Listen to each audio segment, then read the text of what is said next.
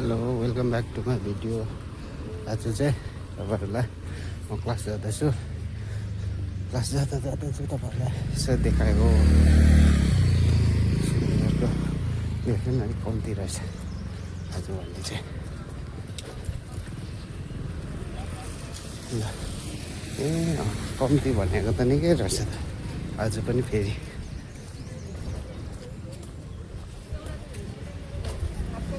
सिलिन्डरको भिड चाहिँ यतिको राख्नु पऱ्यो नि होइन।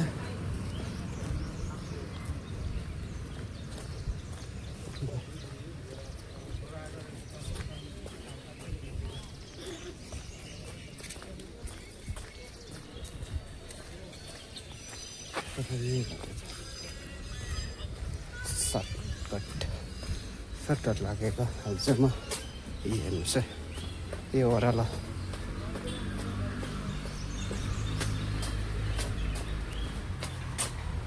हिँडेरै जाँदैछु।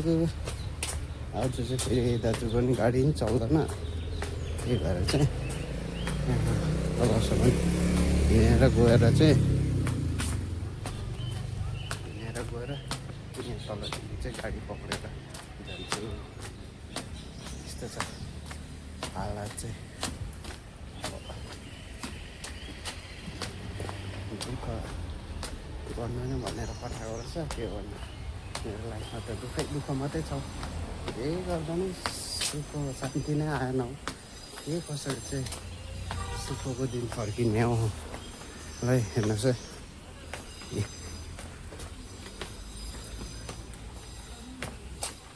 अब चाहिँ यहाँबाट म गाडी पर्खेर जान्छु। हुन्छ तपाईँहरूलाई भरे देखाउँछु ल एकैचोटि। अब चाहिँ गाडी पाउँछु होला भनेर चाहिँ म यहाँ सधैँ बजार मुनिपट्टि निस्केर गाडीमा चढेर जान्थेँ। तर आज चाहिँ नारी मोर्चाको उयो र्यालीले गर्दा यहाँ चाहिँ गाडी रहेनछ हो। म फेरि माथिल्लोपट्टि आएर गाडी पक्रेर चाहिँ फेरि उकालो टिबेट रोडपट्टि लागेर चाहिँ ओह्रालो जानु पर्थ्यो। हेर्नुहोस् है जाम, आमामाम जाम कति साह्रो, यति साह्रो जाम थियो कि जामले गर्दा चाहिँ आज मेरो क्लास पनि झन्डै ढिलो भइगयो, गाली पनि झन्डै सुनाइ भयो। यदि तपाईँहरू पनि गान्तोकमा हुनुहुन्छ भने चाहिँ यसो इम्पोर्टेन्ट काम अर्जेन्ट छिट्टो पुग्ने पर्ने छ भने चाहिँ तपाईँहरू चाहिँ एडभान्समै निस्किनुहोस् है। गान्तोक चाहिँ एकदम जाम हुन्छ, यति साह्रो बेसी गाडी छ, यति साह्रो गाडी छ बेसी भएर जामले गर्दा चाहिँ यति साह्रो ढिलो हुन्छ कि म पनि आज अगाडि नै निस्केको र पनि जामले गर्दा चाहिँ यहाँदेखि चाहिँ माथि बजारदेखि चाहिँ तल तादोङ पुग्नुको लागि चाहिँ मलाई लाग्यो होला 2 घन्टा जस्तो। त्यसै कारण तपाईँहरू पनि एकदम इम्पोर्टेन्ट कामहरू छ भने चाहिँ तपाईँहरू एडभान्समै 2 घन्टा 2.5 घन्टा अगाडि निस्किने बेला भयो। र अब म चाहिँ पुगेँ यहाँ मेरो क्लासको अगाडि पुगेँ। अब म चाहिँ क्लास गएको, क्लासभित्र नि एकछिन क्लास बसेर चाहिँ अब हाम्रो लन्च ब्रेक हुन आँटेको थियो। लन्च ब्रेकको लागि चाहिँ हामी यहाँ माथि निस्केको थियो मेन रोडमा। हेर्नुहोस् है अझै पनि यति साह्रो जाम रहेछ कि जाम भएर चाहिँ यहाँ गाडीभित्र बस्ने मान्छेहरू पनि यति साह्रो सुतिरहेको थियो क्या त। निन्द्रा आएर जाम बेसी भएर पर्खिनु साह्रो परेर चाहिँ यति साह्रो हरेस लाग्दो भइरहेको थियो कि हेर्नुहोस् है बल्ल यी खुलिँदैछ, त्यही पनि कम्ती खुलिँदो रहेछ जाम पनि। अनि यो गाडी बेसी मान्छे ज्यादा भएर यो गान्तोक चाहिँ एकदम जाम हुन्छ। त्यसै कारण तपाईँहरू चाहिँ अगाडि निस्किनु होला यदि तपाईँहरूको इम्पोर्टेन्ट काम छ भने चाहिँ। अनि म अनि मेरो साथीहरू चाहिँ यहाँ यसो लन्च गर्न निस्केको थियौँ। गाडीहरू पनि यति साह्रो भिड रहेछ, अहिलेसम्म पनि 12-1 बजीसम्म पनि जाम खोलिएकै थिएन र पनि गाडीहरू। लु त साथी हो मेरो पनि अब क्लास छुट्टी भयो। अब म चाहिँ रुमतर्फ लाग्नुको लागि निस्केको। यहाँ गाडी पर्खिरहेको छु।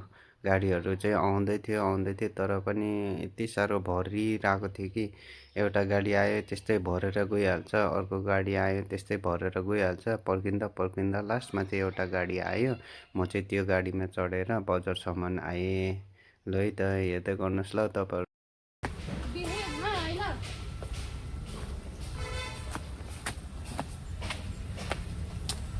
चाहिँ अब चाहिँ रुममा आइपुग्न आँटेको यहाँ मुनिसम्म चाहिँ गाडीमा आएर चाहिँ उकालो चाहिँ अलिकति हिँड्नुपर्छ हिँडिकन आएको अब चाहिँ यहाँ आइपुगेर यति जस्तो चाहिँ एकैछिनमा रुम पुगिहाल्छ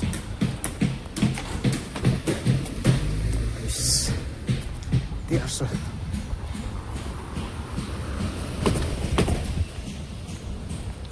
हेर्दै गर्नुहोस् ल तपाईँहरूलाई देखाउँदै गर्छु म भिडियोहरू म चाहिँ यहाँ व्हाइट हल तिर्छ आइपुगेँ अब यहाँबाट चाहिँ ओह्रालो जानुपर्ने छ अब चाहिँ आइपुगिहाल्यो यहाँ आमा के साह्रो सिलिन्डरको जाम अस्ति पनि यस्तै थियो आज पनि त्यस्तै हुँदो रहेछ तर आज भने चाहिँ अलिक कम्ती रहेछ हेर्नुहोस् ल देखाउँछु तपाईँहरूलाई लाइन त लाइनमै बसिरहेको रहेछ सबैजना सिलिन्डर हुन्छ तपाईँहरू सबैजनालाई थ्याङ्क यू सो मच जो जतिजनाले पनि मेरो भिडियो हेरेर सपोर्ट गर्नुहुँदैछ मेरो साथीहरू चिन्नेहरूले पनि सपोर्ट गर्नु हुँदैछ कोहीले गरेको छैन खालि खिली मात्रै उडाउँदैछ खिलीहरू पनि उडाउँदै गर्नुहोस् हेर्दै जानुहोस् भोलि पर्सि म तपाईँहरूलाई देखाउँछु ल अब भने चाहिँ म रुम पुगेको अवस्था रुम चाहिँ यहीँ नजिकै हो अब चाहिँ आइपुगेँ